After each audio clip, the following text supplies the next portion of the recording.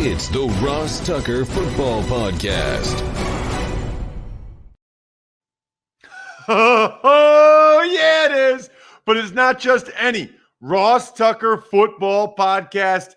It is a Wisdom Wednesday that we're recording Tuesday afternoon. So I don't remember what we call it.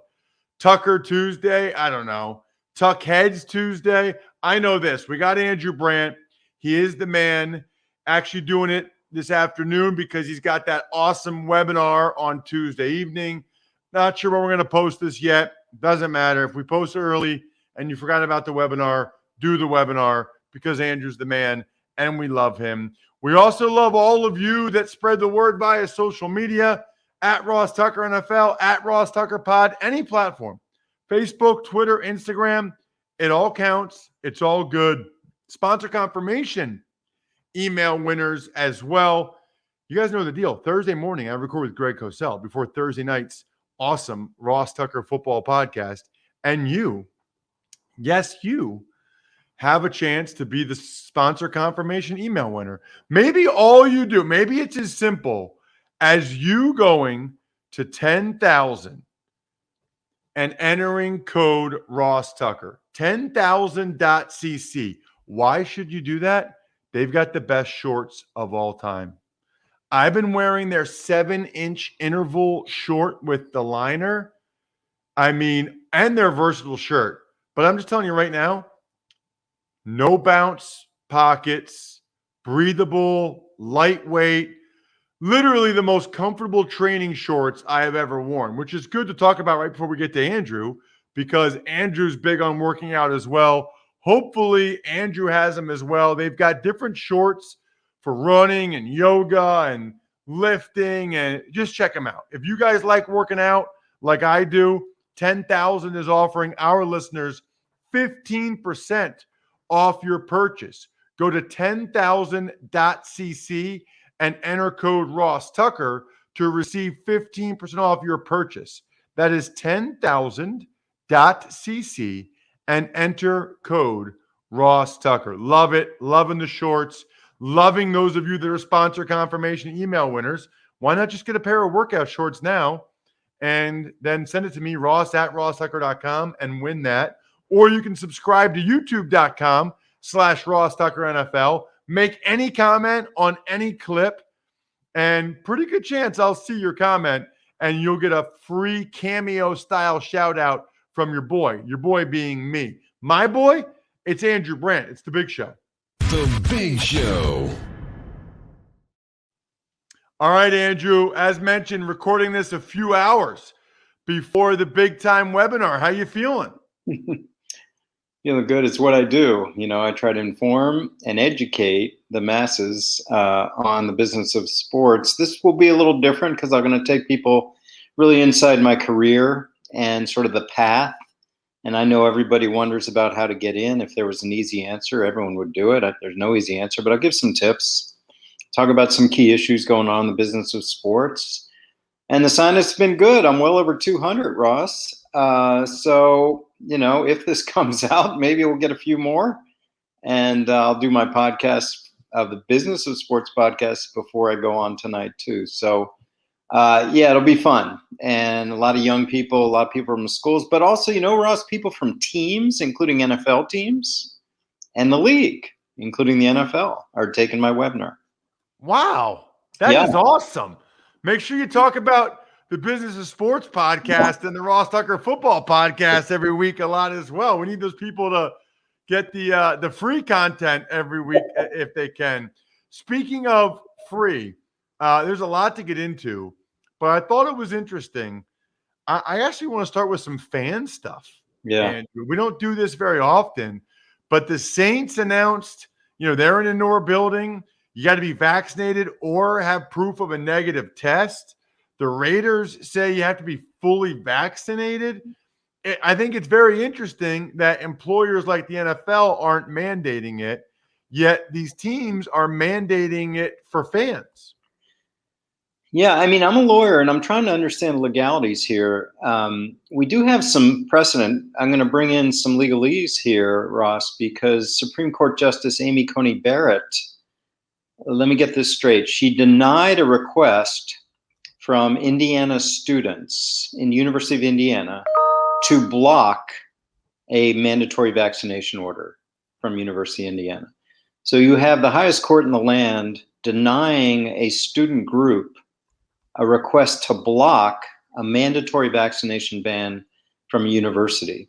So now you filter that down into teams and fans and buildings and facilities, and you can understand, okay, this is quote unquote legal.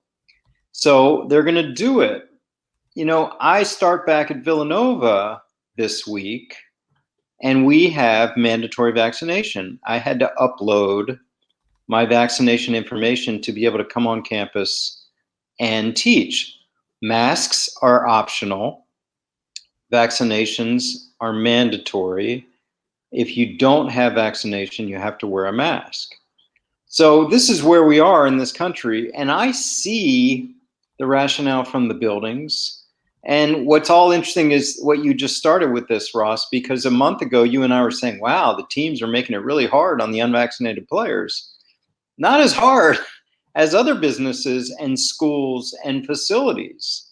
So in some ways, the NFL teams are more lax about this than everyone else. What about, Andrew, while we're talking about fans? Yeah. What about the Arizona Cardinals? We didn't get a chance to get into this last week. They're going to have a sports book, Andrew, in the stadium that people can make bets in the stadium. We know that the NFL recently came out. They're going to take some advertising from sports books during games. And I know we always go back to, 5 years ago, they were fighting this. I guess my question is, it just feels like they wasted a ton of money fighting this over the years. Like they were paying money, Andrew, to not make money. You see all my tweets on when this happens. It's 5 years ago is right. They were fighting Tony Romo and a bunch of other players going to a fantasy football convention in Vegas. Not even because of fantasy football, but because Vegas is Vegas and because of casino interests. They fought it 7 years. I followed it for ESPN, for Sports Illustrated, for the Ross Football Tucker podcast, for my podcast. They fought New Jersey because they didn't want it. And they still will tell you they fought it because, and here's the answer, they want it federally. They want a national bill. They don't want it state by state. But here we are. It's 24 states, I believe, after 3 years that are legalized. And now we have the next step. We have the in-house sports books. Everyone goes to Europe and says, oh, man, there are kiosks for betting in these stadiums. That was so crazy like a year ago even. Now we got it in these. And I think the Meadowlands has it, but it's in the horse racing part of it. So, yeah, here we are. And we do talk about it a little bit, but we don't even bat an eye. The NFL now has relationships with Caesars and Sport Radar, and all the teams are getting into it, like we talk about with Arizona. I guess what we're both saying is that we're becoming extremely desensitized to something that was unbelievable 2 years ago. Like gambling in sports was completely taboo. And now it's not only accepted, but embraced, and it's bringing franchise values up, and it's adding profits, adding money to the bottom line. Arizona Cardinals are going to make a lot of money off of this. You know they are. Yeah, there's no question. Honestly, the two thoughts I had were, number one, I didn't even know they were allowed to do that. And if they are, why aren't other teams doing it? And then number two, fans already boo if they're at a game and their team's not performing well. I guess I wonder how much that gets compounded, or if it makes any difference at all if people are betting on them in the stadium. Yeah, you ask a really good question. Why aren't everyone doing it? And that's where I think state laws come in. I mentioned 23 states have gambling. I don't know how many of those are NFL states. The other issue that gets a little technical is the geo-fencing. Sometimes you can have it at a casino for sports betting, but not outside the casino. Sometimes it'll be mobile only, but not in a physical brick and mortar location. So this is for these betting experts that know all the ins and outs of different states. But what I'm seeing is the thing you're seeing in Arizona is going to be a harbinger of things to come. And it just, I mean, when going back to when we redeveloped Lambeau Field, the whole idea was get people in the building more than 10 days a year. Think about sports books. That does that. That does that. So if you can get a sports book in your facility, you're getting people in there 300 days a year or whatever it is, not just 10 days a year. Some other sort of one-off things that have gone on that I want your opinion on. The Lions fired their head athletic trainer. I mean, Andrew, it's the middle of training camp. They fired their head athletic trainer. Now, his name's Dave Granito. He actually was in New England when I was there. He was a young guy. Oh. But he was with the previous regime. You know, he was brought in, I think, by Bob Quinn and Matt Patricia. So I guess I'm curious. I mean, obviously there was some conflict there. I guess I'm curious to hear your thoughts, if you have any experience with anything like this, or what possibly could have happened. My thought is there's a backstory there. We don't know it. Because you and I cannot easily understand them moving on from the strength coach when Brad Holmes and Campbell came in. That's an easy transition. That happens all the time. Old coaches go. It happens. We see it all the time. Very few are holdovers. But you bring up the key point: timing. What happened in August of all times? And and you know as well as anyone, the key coach during the off season is strength and conditioning, because those are the guys that are hands on the players. So something happened. There's a backstory there that we don't know. Yeah, and this is the head athletic trainer. I mean, this is the guy that's in charge of the medical decisions during camp. I mean, something happened there where a guy was rushed back, or they wouldn't rush a guy. I don't know what it was, but something happened there. The other thing I think is interesting is today, by 4 p.m., teams have to cut 5 guys. So they have 90-man rosters. They got to get to 85 this week. I think it's 80 next week, and then 75, and then whatever, right? They have a bunch of staggered cuts this year. Yeah. And as we're sitting here, and I'll talk about it later in the show, but the Jaguars cut Tim Tebow, which obviously is big news. Do you understand what the logic might be on having a cut to 85? I mean, when I first found out about this, I was like, man, maybe they just really want 5 guys to be demoralized and really feel bad about themselves. I don't know. I mean, it seems like in past years, it just always comes down to the end, and then you chop like dozens of guys at one time. Maybe they're trying to stagger it and have some value in staggering it. A lot of teams, as you know, will cut a few guys week to week going in the preseason, and maybe this is just kind of a nod to that, where the league says, well, our competition committee says, well, you guys are doing it anyway, so we'll cut 5 guys. I don't know. You know, what's interesting. Is it saving money? Is it a COVID thing where, like, hey, if they're not going to be there, get them out of there? Yeah, I mean, maybe it's like, you guys know your last 5 guys. That's easy. So just don't keep them around. And you're right, COVID, maybe it's all different. And what's interesting is I just saw, you didn't bring it up, but maybe you were going to. I just saw a couple of what I call sort of ham sandwich trades, where the Giants trade Isaac Yiadom to the Packers. Greg Little was traded for a 7th round pick. You know, these when there's cut down day, you see trades, and these are trades of players that I would think are going to get cut, and they get a 7th round pick, probably conditional for them. We also have our first team that's 100% vaccinated, the Atlanta Falcons, and I guess I feel like that speaks well of their new head coach, Arthur Smith, and their leadership, and could end up giving them a competitive advantage this season, knowing that they got everybody on board. We'll find out. Yeah, I mean, yeah.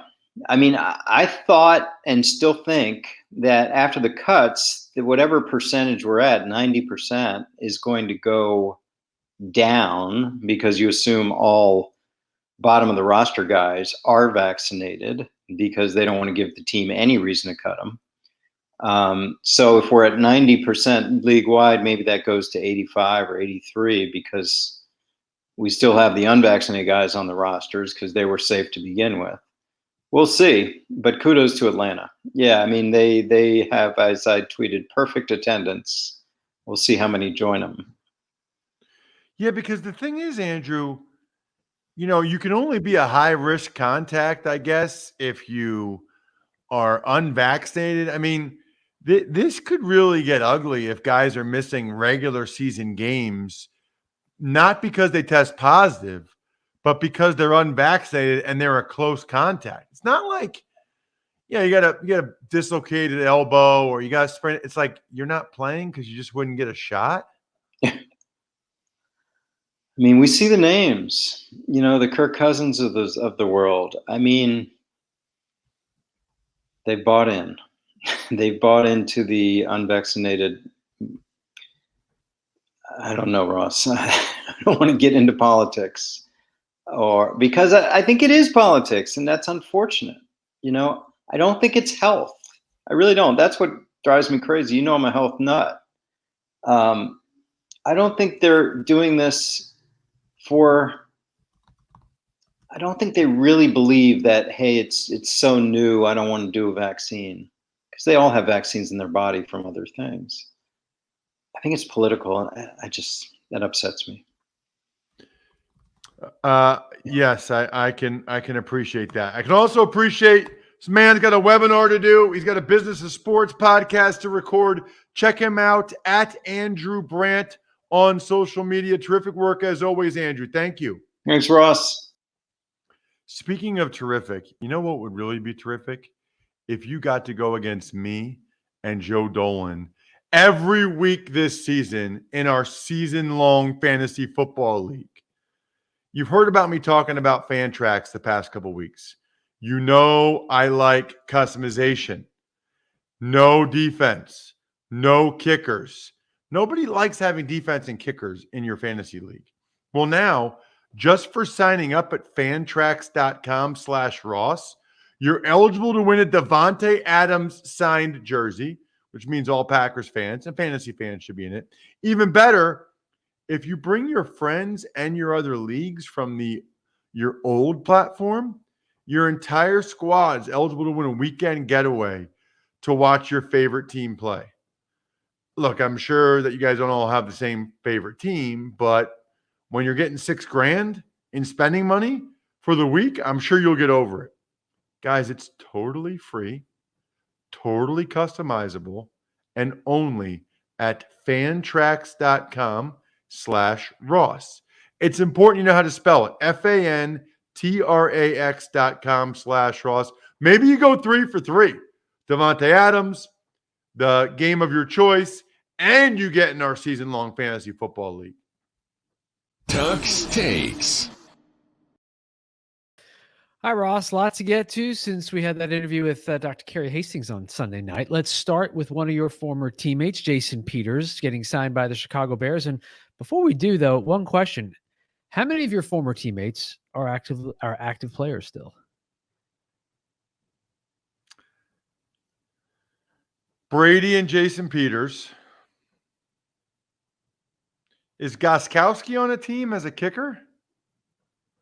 Might be it, but dude, it's like 39 and 42-year-olds. There must be if I really went through it, Bri, there'd be some guys that were like rookies in 2007, my last year. There might be a couple more guys like that, but not many. And I think the Bears were pretty desperate here with the Jenkins injury, and they might have a young quarterback in Justin Fields. I think they wanted to make sure that they had a guy out there. I mean, make sure they had a guy that was at least somewhat decent out there and ready to go. And I guess I can appreciate that, but he's 39 years old, man. I mean, it's just unbelievable to me that he's still playing. I never, ever thought he would last this long. Tuck's Takes. All right, you and Andrew touched on it. First cuts started today, and the most notable one, Jaguars cutting Tim Tebow and the Giants cutting running back Alfred Morris. Kind of bummed out for Alfred Morris, Bry, that he never really got significant money. You know, he got off to such a great start for Washington, but he didn't get that big second contract. Got a bunch of like 1-year deals for the minimum. It's probably done now. It's just a tough position, man. And as for Tebow, I tweeted this today at Ross Tucker NFL. I don't take glee in the failures of others. I think if you do, it says something about you. Now, that's not the same as me not thinking it's funny when Cassius Marsh said he was going to try to abuse him, or not the same as me not thinking Tim Tebow would make the team. Not the same as me thinking that there are probably other guys more deserving. I still respect Tebow for going out there and giving it a shot at 34 years old, man, learning a new position and a position where you're putting yourself in harm's way. I mean, I give him a lot of credit. He's got a ton of money, you know, the broadcasting stuff, the speaking engagements. He didn't need to do this. Although, I suppose, saw somebody tweet this, you could argue that, you know, every time he does this, whether it's the Mets or, you know, football, and every time he gives another shot, it sort of reinforces the messaging in his speaking engagements about never stop, never quit. And I can respect that. But you still got to go out there and do it. Like, this isn't baseball. You still got to go out there and subject yourself to injury and harm's way and getting the crap beat out of you. So I say kudos to him. Tuck's Takes. Some other transactions include the Niners signing linebacker Michael Kendricks, Giants trading a 2023 sixth-round pick to Houston for Keon Crossan, and the Lions fired their head trainer, as you mentioned earlier. Right. Something bad happened there, man. I mean, something happened where he was not on the same – a player got mad at him or something, and he was not on the same page with the organization. There's just no other explanation. Keon Crossan, I guess the Giants felt like they needed a DB. Second time Nick Caserio has traded Keon Crossan, which is funny. As for Michael Kendricks, remember, he had like the insider trading deal and had to go to jail for a day and has a whole lot of customer service. What's it called? Oh, my gosh. Bry, I'm fried. What's it called when you – community service, not customer service. He's got a whole bunch of community service. You know what community you can serve? Your businesses. Create a free job post in minutes on LinkedIn Jobs to reach your network and beyond to the world's largest professional network of over 750 million people. Focus on candidates with the skills and experience you need. Use screening questions to get your role in front of only the most qualified people. Then use the simple tools on LinkedIn Jobs to quickly filter and prioritize who you'd like to interview and hire. LinkedIn Jobs helps you find the candidates worth interviewing faster. Did you know every week nearly 40 million job seekers visit LinkedIn? 40 mil, peeps. Post your job for free at linkedin.com/Ross. That's linkedin.com/Ross to post your job for free. Terms and conditions apply. And we have time for the first time in a while, Bry, to get to an email. This is exciting. Ever wanted to ask an NFL player a question? Well, here's your chance. It's time to Ask Ross. One of my favorite things we do, if you take advantage of any sponsor ever, or even just rate and review the show, and you have any question for me, forward me the email, ross@rosstucker.com. And I guarantee to read and respond to the question on the show. I love it. I wish we could do it more, but I also try to keep the podcast to no more than 30 minutes. They always end up going 31, 32, 33, but I just don't ever want any of you guys to not listen because like, oh, it's 48 minutes or whatever. And so that's why I try to do that. What do you got, Bry? Hey, Ross, I've been listening to you for several years. My son makes fun of knowing that when I leave for work because he says you are so loud and he can always hear the, oh, yeah, it is every morning as I back out of the driveway. And, well, 3 times in the off season as well.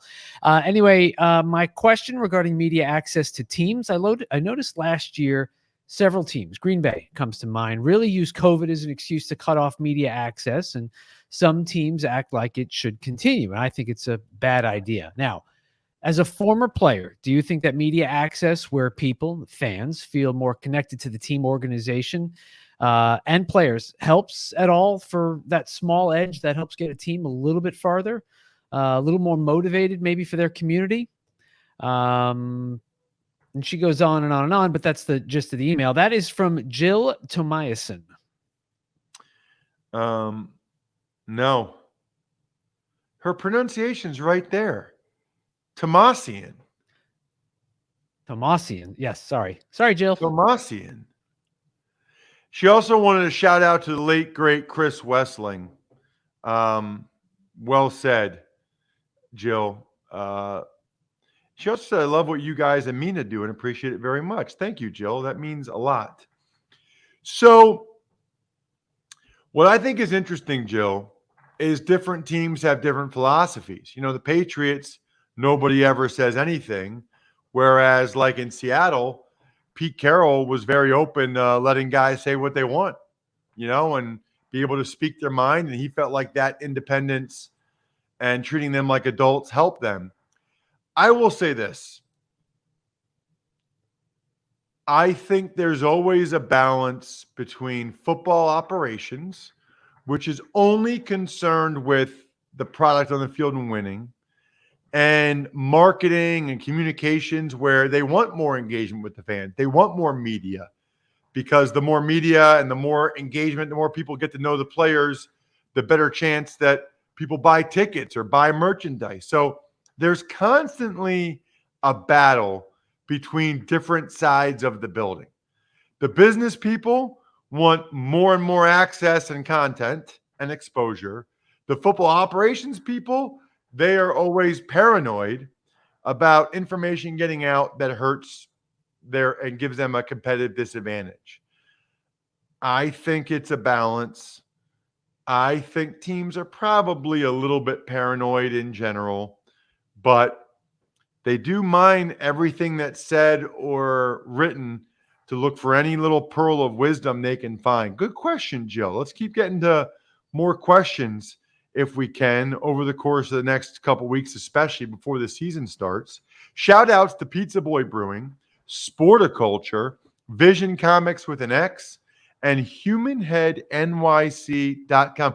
Big day for us today, by the way. We did college draft with Emery Hunt this morning. We did Even Money with Steve Fezzik and Simon Hunter, another professional bettor today. And, of course, the Ross Tucker Football Podcast.